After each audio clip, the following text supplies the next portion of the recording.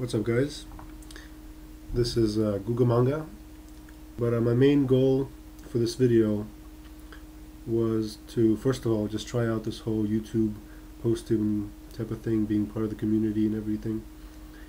And besides that, I was wondering if I could talk about what it is to be an INTP, more about how it's useful to me and why I think everybody should get into it, because it's such an amazing theory and has really helped me grow and understand what's going on around me. So just to start off with the Myers-Briggs theory, started off with Carl Jung a long time ago. It's about a 100-year-old theory, and there's basically 4 dimensions of a personality. There's introverted versus extroverted. Introverted people, well, the official explanation of it is that introverted people get their energy when they're on their own, when they're able to concentrate on their own ideas, when they're not being attacked by external stimuli and things like that. Whereas the other extreme, the extroverted, somebody who gets energized by being in a highly stimulated place, so places like parties, frats, things like that. And everybody's somewhere in the middle. Personally, I'm just a little bit over on the introverted side, but at the same time, some people are very close to their place, whereas others are very wide. So I feel like at times I can be very extremely introverted, and at other times I can be very extroverted. It might take a couple of drinks, but I can still look like I'm extroverted, especially if somebody sees me for just the first time at some kind of party. So the second dimension of the theory is somebody who is intuitive versus sensing. And the easiest way for me to describe that is basically intuitive people look at the big picture of things. They always have to look at a lot of little tiny things, but instead of looking deeper and understanding the individual pieces that they're looking at the big picture always, no matter what.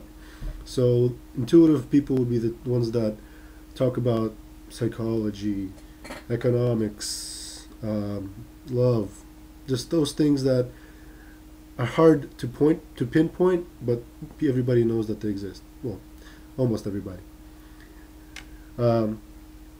So the other side of that would be sensing, and those type of people are very, very interested in the present, in what's going on right now, in what's going through their senses.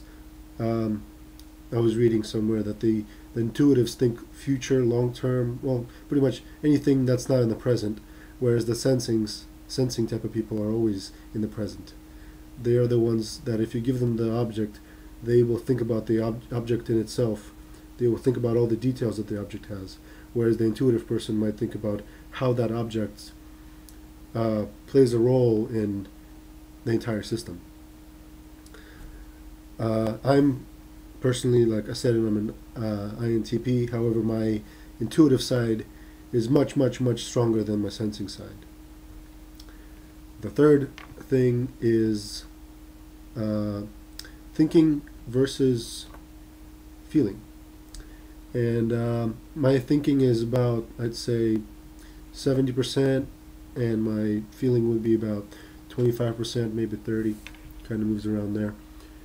But basically, I'm very logical. Whenever you give me some kind of a issue or some kind of a problem to solve, I always break it up into logical parts. Math comes easy to me. Calculus was fun. Just that kind of stuff. Statistics is great. Just system building is all about thinking about things logically. On the other side, feeling is something that people can know if something is right or wrong without really understanding why. I know several feeling-based people, and they follow their gut decisions really quickly, or they know really quickly if something is a good idea or a bad idea. And if you ask them why they think that is, they just say, I can't tell you why, but I know it is. And it's a little bit similar to intuitiveness, where it looks at the big picture and it doesn't break it up into parts.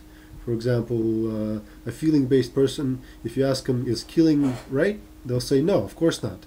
Because they just see killing as what it is, and it just morally and ethically and feeling, it just doesn't feel right to them. But if you start telling them, oh, how about if they point a gun at you and you shoot them back as self-defense? Does that work? Well, they say, yeah, I guess that works. But their minds always look at the big picture, but in terms of feelings. It's a little bit similar to intuitives. Oh, by the way, this explanation that I'm giving, it's kind of, I don't think it's the official one. This is kind of what I've been able to scrap together and what personally works for me. So if you do more research on your own and you find that my explanation doesn't actually fit the official one, I'm not expecting it to. So just a warning, I guess. But it really works for me. So, thinking and feeling. So yeah, I'm a very strong thinker, not much of a feeler, and I feel like that's my number one issue when I try to talk to people. But more on that later. So the last dichotomy or dimension in people's personality is judgment versus perceiving. The most simple way, I think, is to see it as how quickly you make decisions, how much information you need in order for yourself to feel comfortable with making a decision. Judgers, they feel comfortable at looking at relatively small amounts of information and making their decision. Whereas perceivers, they have to go look at a lot of information, and only then they feel qualified enough to make a decision. Another interesting thing is that judgers are supposedly much more organized. They like to finish projects. They hate uncertainty. They want to have things organized, and everything should be extremely easy to figure out. Well, maybe not so much, but you get the idea, I hope. And the perceivers, they're much more laid back. They're much more open-minded. I hope. I like to say some INTJ people that I know might not like that so much, but I think that perceivers are much more open-minded than judgers. But yeah, perceivers, they're much more comfortable with uncertainty. If some project is not finished, they're not internally hurt about it.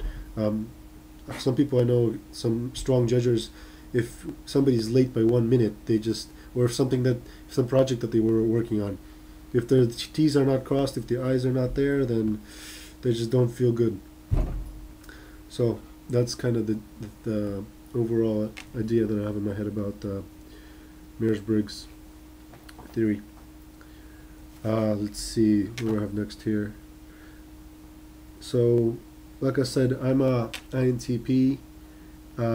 Basically, one of the interesting things is that before I learned about this theory, I thought that I was just some crazy weirdo that had no place in today's society, because I had a lot of issues trying to communicate with people, because everything that, well, not everything, but a lot of the things that people did seemed contradictory to what I would do, and I just didn't understand people. I mean, guys, girls, just pretty much everything. But after I learned the theory, I realized that people are not like me, that I am one of the very rare types, and I shouldn't expect everybody to think the same. There are sensors, and there are feeling type of people, and there's extroverts, and there's judgers, ESFJs, which are completely the opposite of me, and before I had no clue what the hell they were thinking. No clue. I thought they were just, I don't know, I thought they were just random zombies just following well, never mind. Maybe I'll cut that piece out. Uh, so yeah, thank God I found out about this theory, because now I'm much more comfortable talking to people. I analyze everybody, and it has actually helped them. Once I teach the theory to somebody else, I tell them why it's important. They like it. They understand me better, and just the world around them. I think that's it for right now. Thank you very much. I hope you guys enjoyed it. I'd love to hear some feedback. Bye.